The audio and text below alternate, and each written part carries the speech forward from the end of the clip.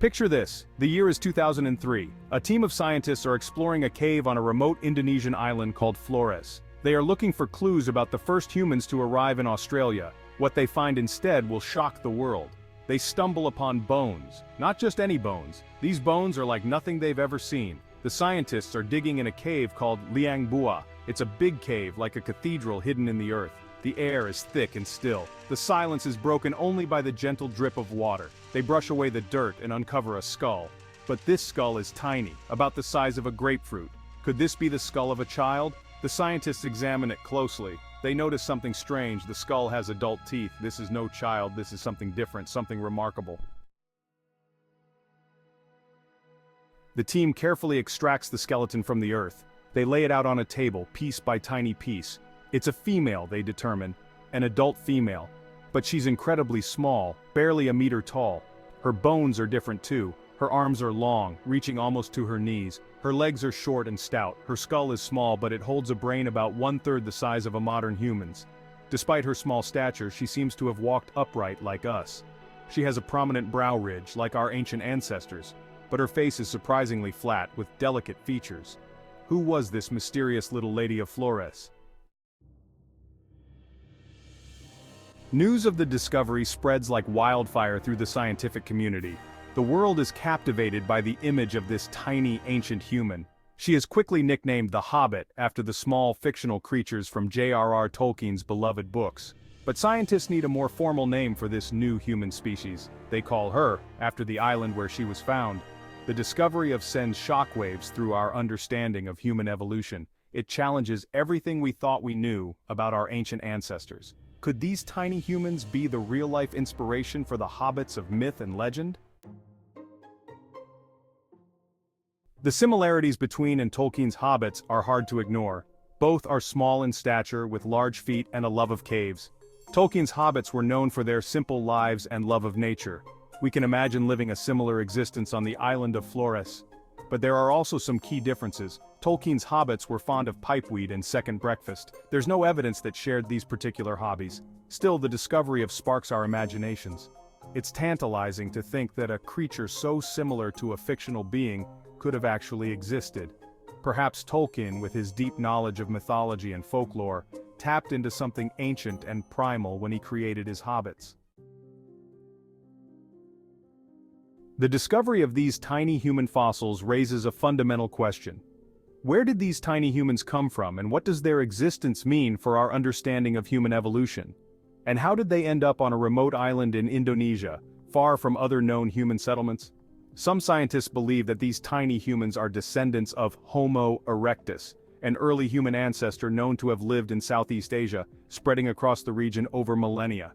They speculate that Homo erectus may have arrived on Flores over 1 million years ago, possibly through accidental sea crossings or land bridges that no longer exist. Over time, isolated on the island with limited resources, these early humans may have undergone a process called island dwarfism, a fascinating evolutionary adaptation. This is a phenomenon where large animals, over generations, evolve to become smaller, adapting to the constraints of their environment. Think of pygmy elephants or dwarf hippos, which have similarly adapted to their environments. It's a survival tactic in environments with limited food and resources, ensuring that smaller individuals can thrive, where larger ones might not. Other scientists, however, are not so sure about this theory. They argue that the anatomical differences between Homo floresiensis and other known human ancestors are too significant to be explained by island dwarfism alone, suggesting a more complex evolutionary history.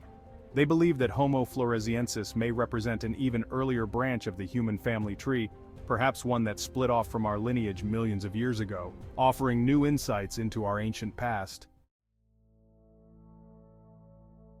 Island dwarfism is a fascinating phenomenon. It's a testament to the power of natural selection to shape life in unexpected ways. Imagine a population of large mammals, stranded on an island with limited food and resources. Over time, the individuals with smaller body sizes would have a survival advantage. They would need less food to survive and reproduce. Their smaller size would also make them more agile and better able to navigate the island's terrain. Over many generations, these traits would become more common in the population, leading to a gradual decrease in body size. This process of island dwarfism has been observed in a variety of species, from elephants and hippos to deer, and even humans. It's a reminder that evolution is not always about getting bigger, stronger, or faster. Sometimes the key to survival is getting smaller. The discovery of stone tools alongside the remains provides further clues about their capabilities and lifestyle, shedding light on how they survived and thrived in their environment. These tools, while simple, were crafted with skill and precision, indicating a deep understanding of the materials and techniques required. They include flakes, points, and blades, likely used for a variety of tasks, such as hunting, butchering animals, and shaping wood. Each tool had a specific purpose, reflecting a sophisticated approach to tool making.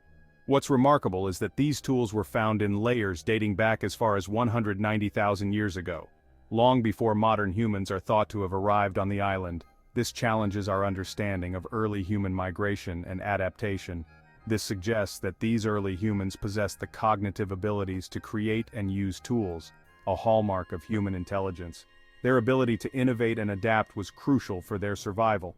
The tools also provide evidence that these early humans were active hunters, capable of planning and executing complex hunting strategies. Bones of stegodon, an extinct species of pygmy elephant, have been found in the same layers as the remains, some bearing cut marks that suggest they were butchered using the stone tools. This provides a direct link between the tools and their use in daily life. This indicates that these small humans were capable of taking down prey much larger than themselves, demonstrating their ingenuity and resourcefulness in overcoming challenges. Determining the age of the remains has been crucial in understanding their place in human evolution. These remains, often referred to as the Hobbits due to their small stature, have intrigued scientists and the public alike. Scientists use a variety of dating methods to determine the age of fossils and artifacts, including radiocarbon dating, which measures the decay of radioactive carbon isotopes. This method is particularly useful for dating organic materials up to about 50,000 years old, and uranium series dating, which measures the decay of uranium isotopes. This technique is often used for dating much older materials, sometimes up to hundreds of thousands of years. Initial dating of the remains suggested they lived relatively recently, between 18,000 and 12,000 years ago. This initial estimate was based on the radiocarbon dating of charcoal found in the same sediment layers as the bones. This was surprising, as it would have meant that these small humans coexisted with modern humans for tens of thousands of years. Such a coexistence would have significant implications for our understanding of human evolution and migration. However, subsequent dating of the cave sediments and associated animal bones has pushed back the estimated age of the remains significantly. These newer dating methods provided a more accurate timeline, revealing a much older origin for the hobbits. The most recent estimates suggest they lived between 100,000 and 60,000 years ago, with their tools dating back as far as 190,000 years ago. These tools offer a glimpse into the daily lives and survival strategies of these ancient humans. This means that the hobbits disappeared before modern humans arrived on Flores, leaving behind a tantalizing mystery. Their sudden disappearance raises questions about what factors led to their extinction and how they managed to survive for so long in isolation. The disappearance of remains one of the most intriguing aspects of their story. What happened to these small humans? Did they succumb to disease, climate change, or competition from other species? One theory is that may have fallen victim to volcanic eruptions on the island of Flores. The island is located in the Ring of Fire, a zone of intense volcanic and seismic activity. A massive volcanic eruption around 50,000 years ago could have wiped out the remaining population. Another possibility is that we're outcompeted by modern humans, who are thought to have arrived on Flores around 47,000 years ago. Modern humans, with their more advanced tools and technologies, may have been better able to exploit the island's resources, leading to the decline and eventual extinction of. While there is no direct evidence that and modern humans ever met, the possibility is tantalizing. Modern humans arrived on Flores around 47,000 years ago, and there is a gap of several thousand years between the youngest known remains and the arrival of modern humans. It's conceivable that small populations of may have survived in remote parts of the island, potentially encountering the newly arrived modern humans. Such encounters could have given rise to local legends and myths about small, hairy people living in the forest, similar to stories of the Ibu Gogo, mythical creatures said to have inhabited Flores. However, without further evidence, the possibility of interaction between and modern humans remains speculative. The discovery of additional remains, particularly from more recent time periods, could shed light on their fate and whether they ever crossed paths with our own species.